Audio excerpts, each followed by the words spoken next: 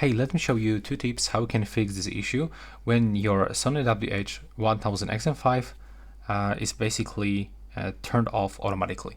So first of all, when you are wearing this headset over a cap, cloth, a scarf, or for example hairs, then the wearing detection may not work properly. So I'm not sure if you know this, but inside the caps we can find the proximity sensor. So the automatic power off function may actually be triggered and the headset might be turned off automatically.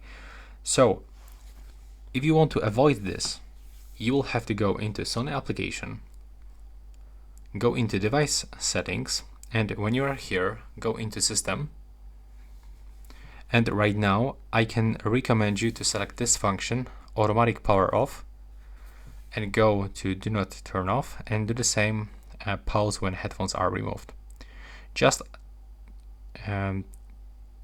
select this option and turn off this automatic pause. And if it is still not working, if you still have this issue, so I will try to perform a hard reset of this device.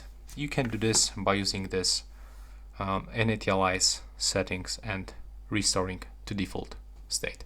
Tell me if it works. Thanks for watching.